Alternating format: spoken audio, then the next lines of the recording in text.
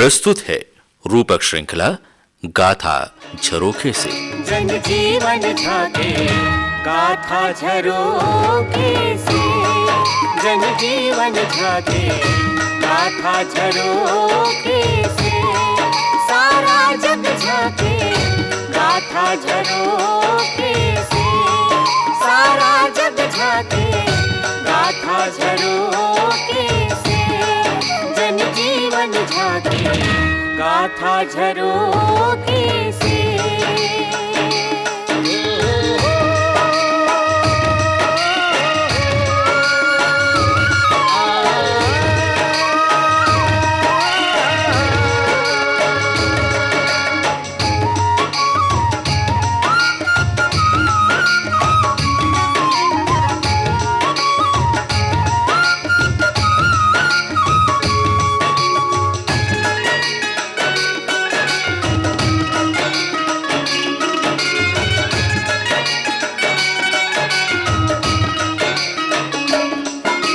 जीवन के सारे रस में है इतिहास की छाया, मानव जीवन की गरिमा को काल पुरुष ने गाया।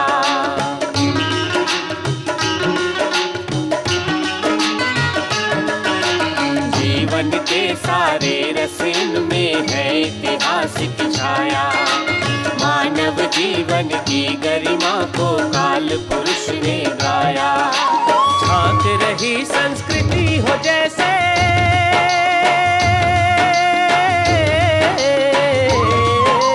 झांक रही संस्कृति हो जैसे गाथा झरोखे से, जन जीवन झांके गाथा झरोखे से। लीजिए सुनिए भरथरी लोक गाथा पर केंद्रित रूपक, लेखक श्री जीवन यदु और प्रस्तुत करता है मोहन सी रामानी।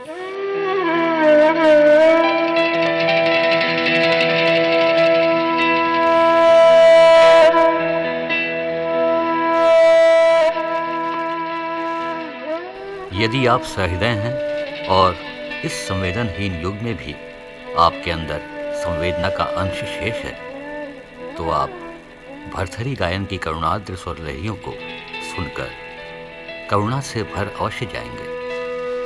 आपको लगेगा मूक कहे जाने वाले घोड़े हाथी का करुण विलाप आपके कानों में प्रवेश कर आपके हृदय पर जमी हुई हिमशिलाओं को पिघला रहा है।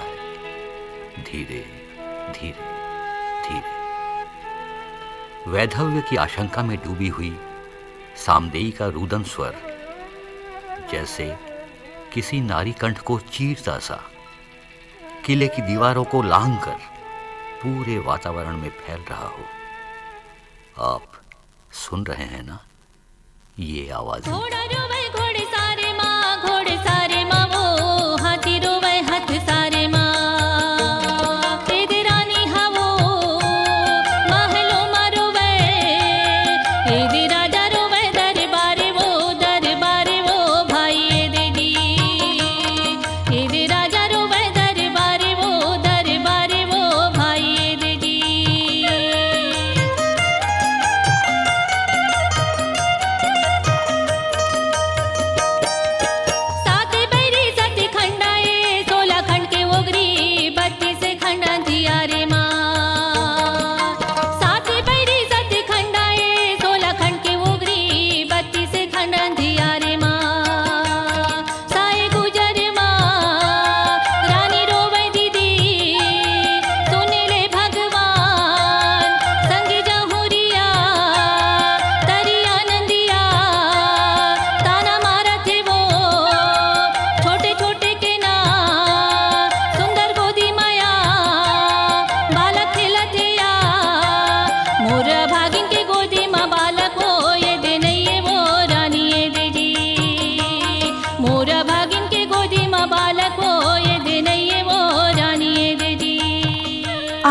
क्या हुआ होगा उज्जैनी के राजमहल में? प्रश्न छोटा सा जरूर है, किंतु उत्तर बहुत लंबा है। एक जन्म से अनेक जन्मों तक फैला हुआ है इस गाथा का कथानक। ये गाथा जीवनांतर यात्रा की महागाथा है। गाथा तो अद्भुत है ही, अपनी कथानक धारा में आकंठ निमग्न करने वाली भी।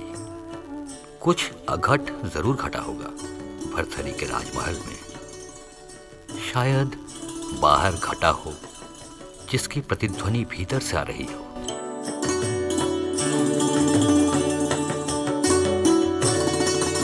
लेकिन कैसे करें संभावनाओं पर चर्चा?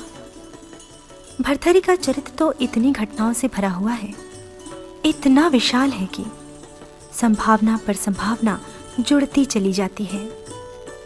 वास्तव में महान चरित्र लोक की व्याप्ति में विस्तार पाता है, यही नहीं वह अमर भी हो जाता है। शास्त्र गुम्फित चरित्र जब लोक का आश्रय लेता है तो अनेक घटनाएं स्वयमेव जुड़ जाती हैं।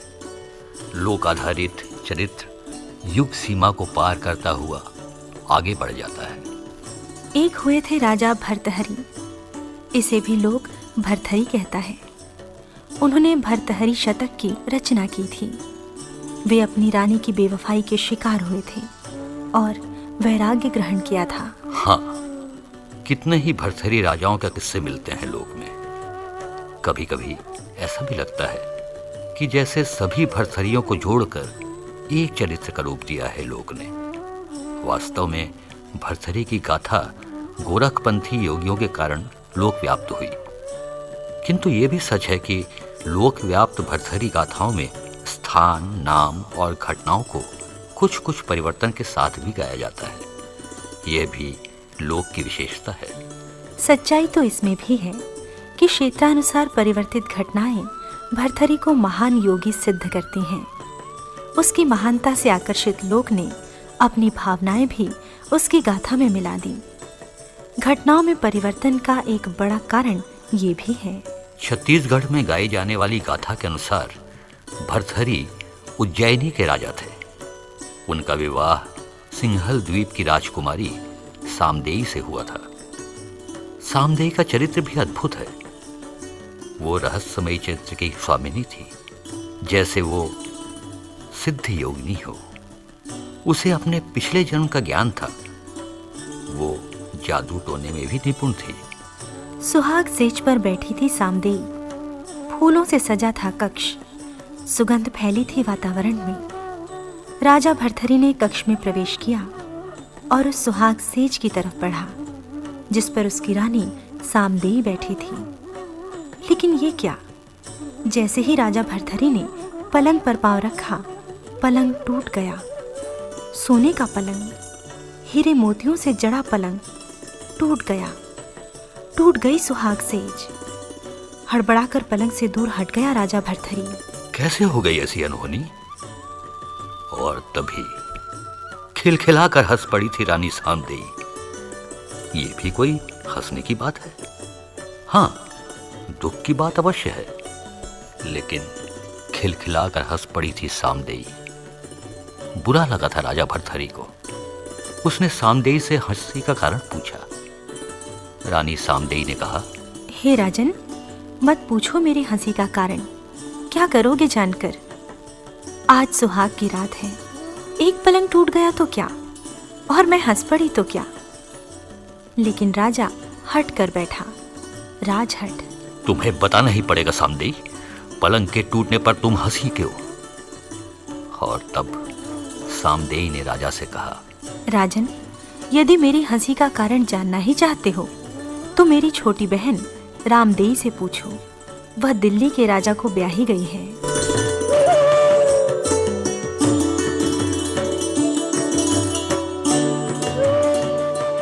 जिस दिन राजा भर्तृहरि दिल्ली पहुंचा अपनी साली रामदेई के घर, उस दिन रानी रामदेई ने एक पुत्र को जन्म दिया था।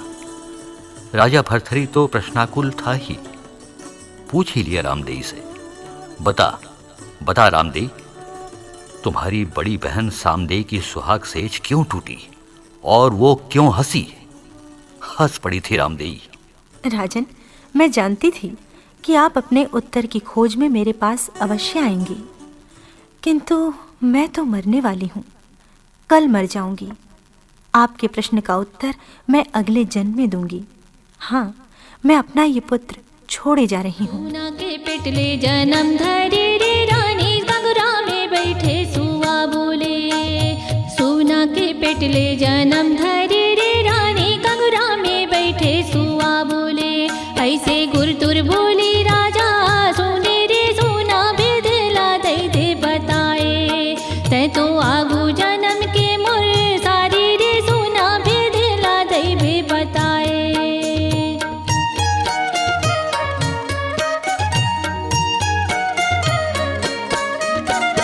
दूसर जोनी रानी कौआ के धर के खुद राम लिए अवतारे दूसर जोनी रानी कौआ के धर के खुद राम लिए अवतारे। राजा पूछत कौआ बता दे रे भाई सुन के पलंग कैसे टूटे कौआ तजत आज पराने रे भाई भेदिया के भेद रही जाए।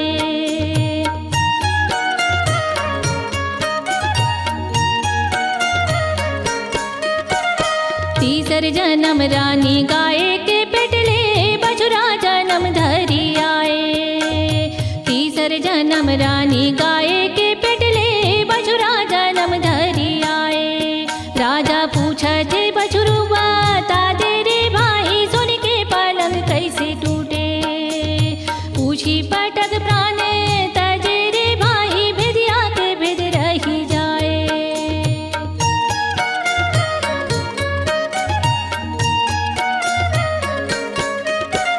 चारे जन्म रानी बिलय के तजधारी कोठी मालिए अवतारे चारे जन्म रानी बिलय के तजधारी कोठी मालिए अवतारे। राजा पूछते बिलैया बता दे रे भाई सुन के पलंग कैसे टूटे जीव छोड़े घोड़ा माखू सर के रे भाई भेदिया के भेद रही जाए।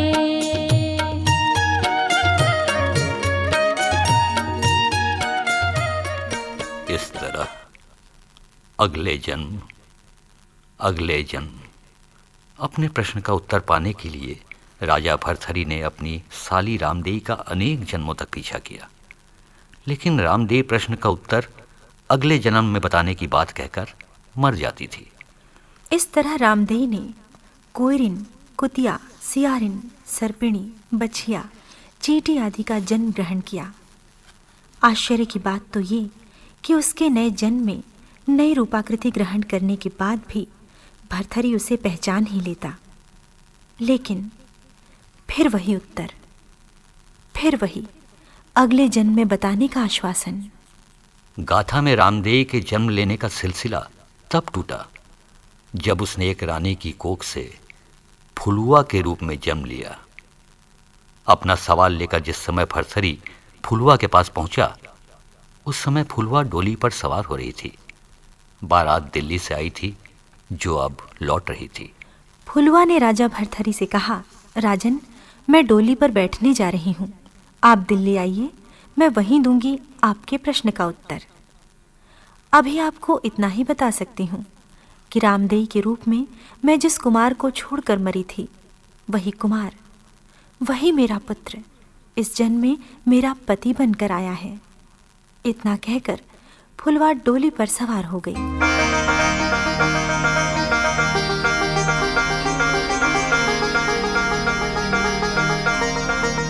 प्रश्नाकुल राजा भर्तहरि गांव-गांव, नगर-नगर भटकता हुआ आखिर जा पहुंचा दिल्ली। उसने फुलवा से कहा, हाँ रामदेई, इस जन्म में तुम मेरी साली के पुत्र की पत्नी हो।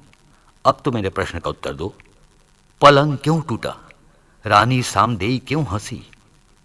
रानी फुलवा यानी 7 जन्म पूर्व की रामदेई हंसती हुई बोली, राजन, अब मैं आपके प्रश्नों के उत्तर देती हूँ। ध्यान से सुनिए और चाहें तो उसे गुनिए। सुहाग सेज वाले पलंग के टूटने का कारण और रानी सामदेई के हंसने का कारण दोनों एक ही सत्य से जुड़े हुए हैं। सुनिए राजन, पूर्व जन्म में सामदेई आपकी माता थी और आप उसके पुत्र थे। यही जानकर रानी सामदेई हंसी थी और सत्य की रक्षा के लिए पलंग टूटा था। इस जन्म में आप उसके पति हैं। अब आप चाहें तो भोग करें, चाहें तो योगी बनकर योग साधें, आप पर निर्भर है। सुन के बचन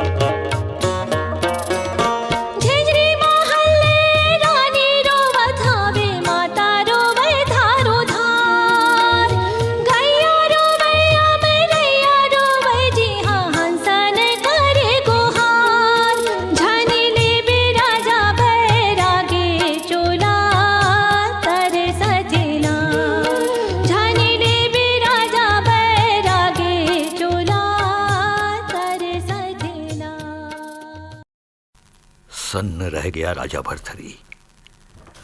उल्टे पांव लौट आया उज्जैनी नगर। उसका मन कहीं नहीं लगता था। चिंतित हो गई सामदेई। भर्तहरि गाथा का प्रथम भाग यहाँ समाप्त हो जाता है। दूसरा भाग भर्तहरि को योग की दिशा में ले जाने वाला है। राजा भर्तहरि ने अपना मन शिकार वृत्ति में लगाया, लेकिन वो क्या जानता था कि वहाँ भी कुछ अघट घट जाएगा। हिरनियों के दल में एक ही नर मृग था। वह मारा गया राजा भर्तहरि के हाथों। हिरनियों ने राजा को श्राप दिया। दुखी और चिंतित हो गया भर्तहरि। उसे लगा कि संसार में सारे दरवाजे बंद हो गए हैं। वो अकेला भटक रहा है निर्जन वन में।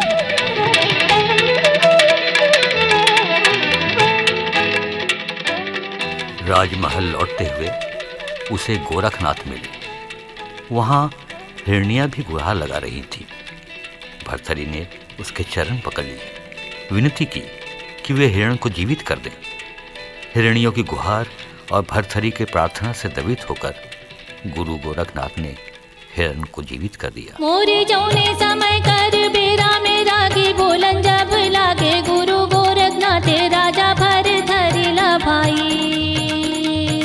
धोई ले बेकलंक राजा माथा के का तोला लागे सारा पे मिर्गिन के राजा मोर भाई।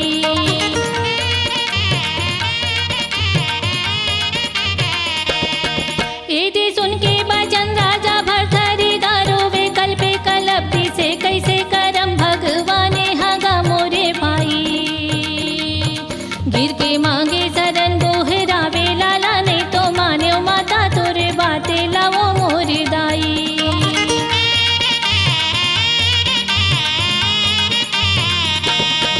माता हो गई अनित मैया दे दे असी छोड़े राजे रतन लिहा जोगे माता साधो मन मा जोगे मोरे दाई। मोला लागे सारा पा मिर्गिन के माता गुरु के गा शरण ले वो मिर्गा जी आता में छाती जुड़ाए मोरे दाई। भर्तहरि संसार से व्याकुल हो गया था।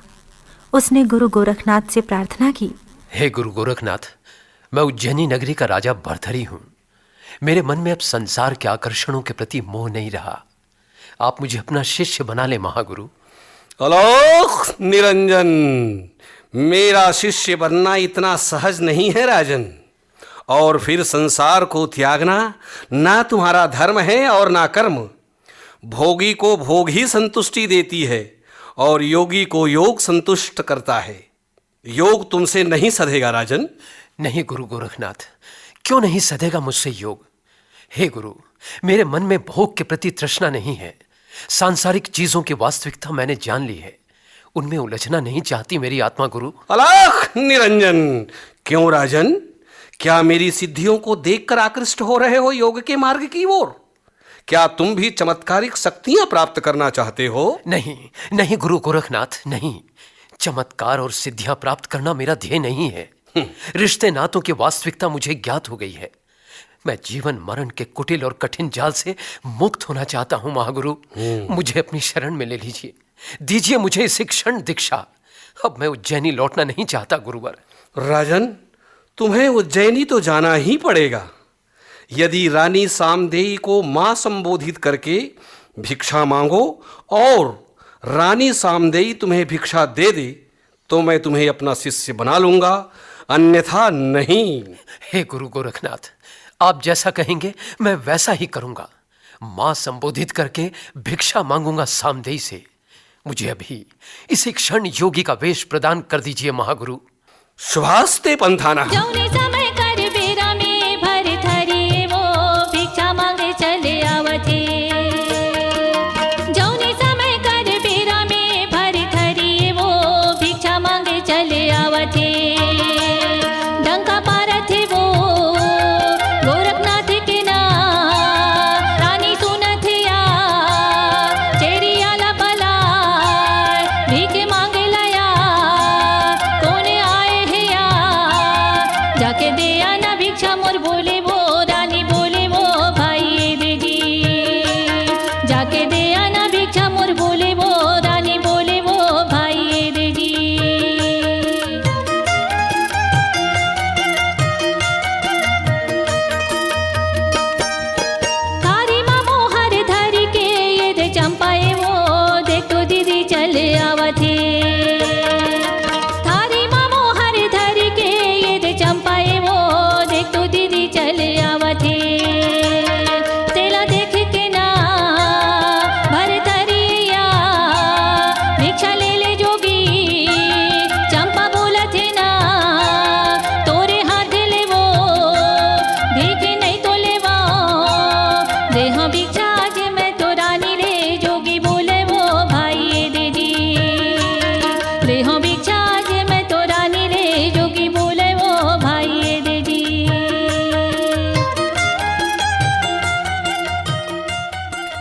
जैसे ही भरथरी ने जोगी का रूप धारण किया, वैसे ही रो पड़ी रानी सामदेई महल में।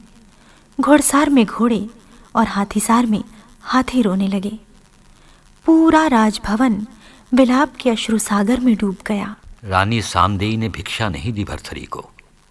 उसने गोरखनाथ से प्रार्थना की कि राजा के सामने एक शर्त और रखे। जब तक राजा भरथरी कामरूप की जादूगरनी नैना जोगनी को पराभूत नहीं कर लेता, तब तक उसे शिष्य न बनाया जाए। राजा भरथरी ने वो शर्त भी स्वीकार कर ली और निकल पड़ा कामरूप की ओर।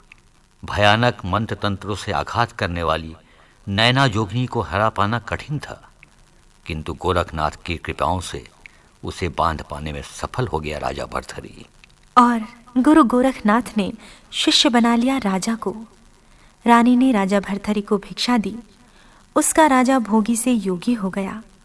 वह रोने लगी रनिवास में, घोड़े घुड़सार में और हाथी हाथीसार में रोने लगे।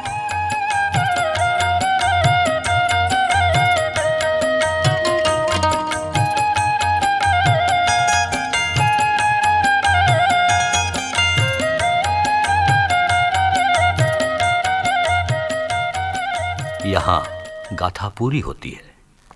गाथा में अनेक चमत्कारी घटनाओं का समावेश है, जिनसे गाथा की रोचकता में वृद्धि हुई है। साथ ही तत्कालीन समाज में धर्म और धर्म में धसे हुए जादूटों ने मंत्र तंत्र के प्रति समाज के दृष्टिकोण का भी खुलासा हुआ है। गाथा गीतों पर गहरा अध्ययन प्रस्तुत करने वाले डॉक्टर रमाकांत श्रीवास्तव कहते हैं कि भरथरी गाथा के 2 केंद्र हैं, भोजपुर और गोरखपुर। इन्हीं दोनों केंद्रों से इस गाथा ने विस्तार पाया है। छत्तीसगढ़ी की गाथा निश्चित रूप से भोजपुर से प्रभावित है। ये कथा अलग अलग घटना विस्तार और नाम के साथ, घटना के क्रम में परिवर्तन के साथ, अलग अलग जगह में अपनी विशिष्ट मान्यताओं के साथ गाई जाती है। गाथा प्रसार की प्रक्रिया उस नदी की तरह होती है जो अपने साथ अन्य नदी नालों को जोड़ती चलती है। कहीं नया रूप ग्रहण करती है वह गाथा, तो कहीं आंशिक परिवर्तन में ही संतोष कर लेती है। इसलिए कहीं कहीं रामदेई के स्थान पर पिंगला का नाम मिलता है, तो कहीं पिंगला को राजा भरथरी की द्वितीय पत्नी भी गाया जाता है। आज छत्तीसगढ़ में अनेक भरथरी गायिकाएं हैं। उनमें सूरजबाई खांडेकर और रेखा देवार का नाम सर्वोपरि है। इसके अतिरिक्त इस गाथा को बांस वाद्य पर भी गाया जाता है। यही कारण है कि गायन शैली में भी भिन्नता पाई जाती है। बांस गीतों पर शोध प्रस्तुत करने वाले डॉक्टर रुद्रदत्त तिवारी लिखते हैं, भोग से योग की ओर प्रस्थित राजा भरथरी का द्वंद्वमय चरित्र इस गाथा की विशिष्टता है। वास्तव में इस गाथा का सत्य और निचोड़ यही है। अनबूझ रहस्यों के बीच चमकता हुआ दिखाई देता है जीवन का अविनाशी सत्य। इसलिए ये गाथा विनाशी जीवन से अविनाशी जीवन की महायात्रा गाथा है।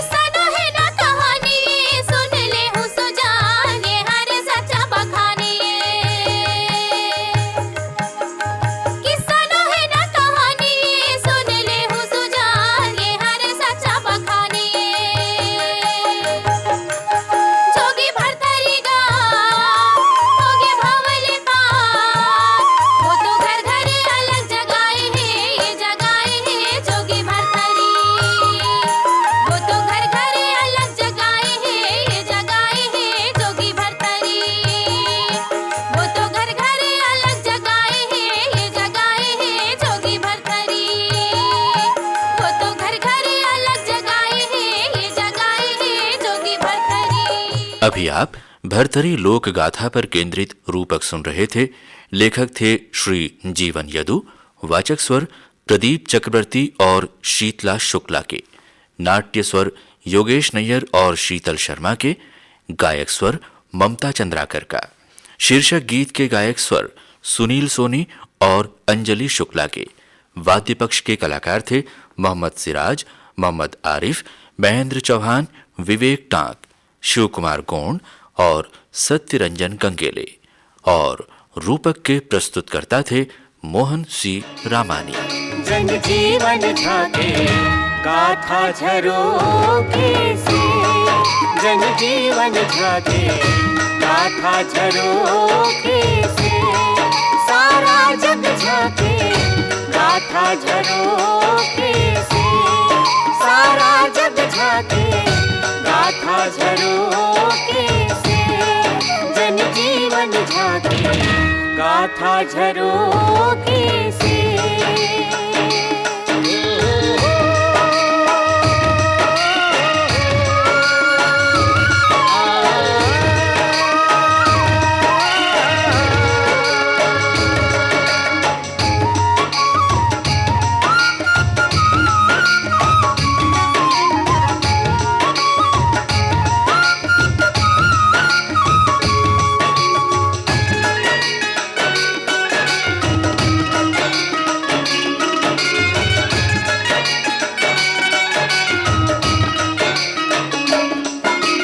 जीवन के सारे रस इनमें है इतिहास की छाया, मानव जीवन की गरिमा को काल पुरुष ने गाया।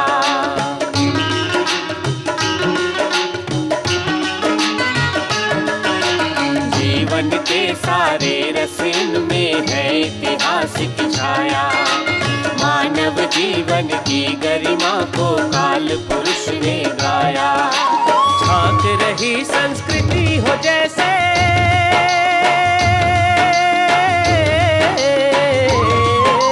झांक रही संस्कृति हो जैसे गाथा झरोखे से, जन जीवन झांके गाथा झरोखे